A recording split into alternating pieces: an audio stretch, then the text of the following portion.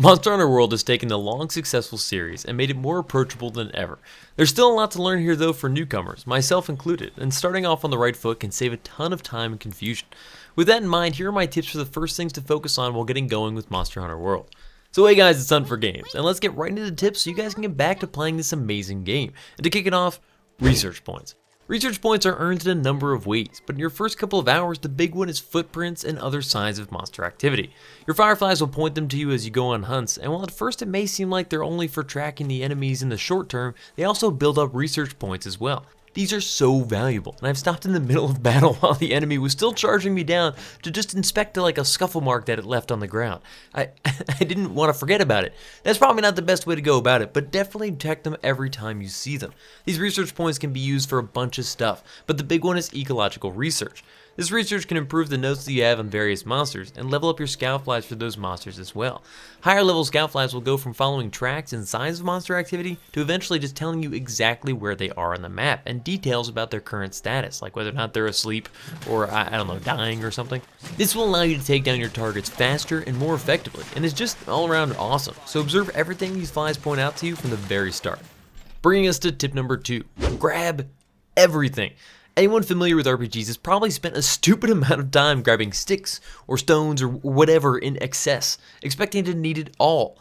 Well, you never do, but with Monster Hunter World, you probably will need a lot of it. I mean, crafting is pretty crucial in the Monster Hunter series, whether that be as simple as just improving your gear or as deep as like bombs and ammunition that come later. Almost all of it is crafted.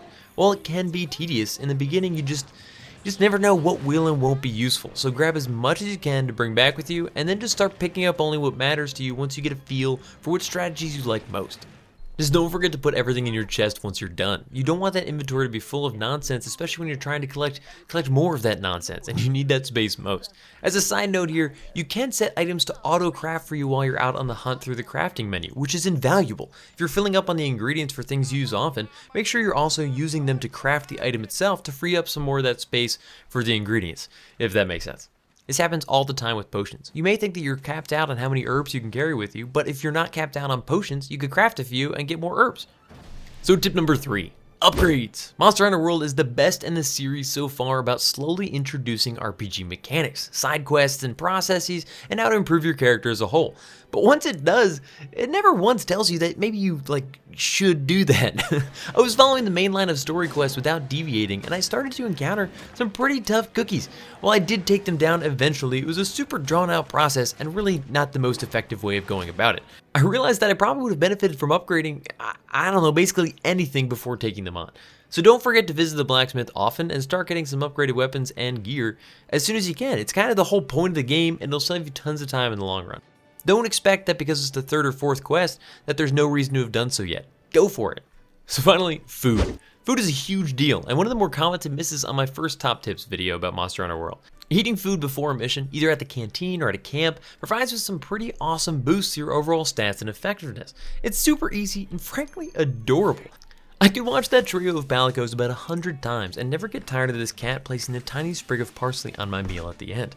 If cutscenes about cooking and eating aren't really your thing though, and I can't blame you, you can always press start or the options button and get right to the good stuff, those are delicious stat bonuses. Like I said before, you can get this done in town at the canteen or gathering hub if you're trying to save mission time, but if you forget, you can run over behind the tent in the camps to grab some too. Careful though, as the effects will wear off if you die.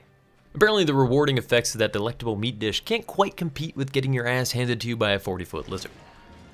So guys, honestly, that's some of the best advice I can offer. Keep on the lookout for new quests in town, and above all, remember that it's not a race. This game is a ton of fun and really deep, so spend all the time you can figuring out what you want to work on most, and the most fun way you can think to take down some of those big bad monsters.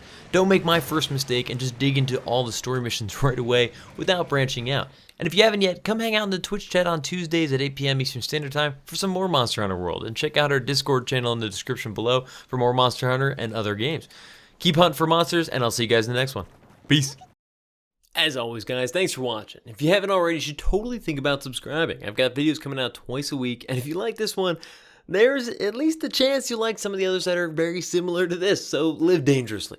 Let me know what you guys thought about the video in the comments and other videos you'd like to see. And finally, follow me on Twitter, Instagram, and Huntin for Games to keep up with all the latest stuff.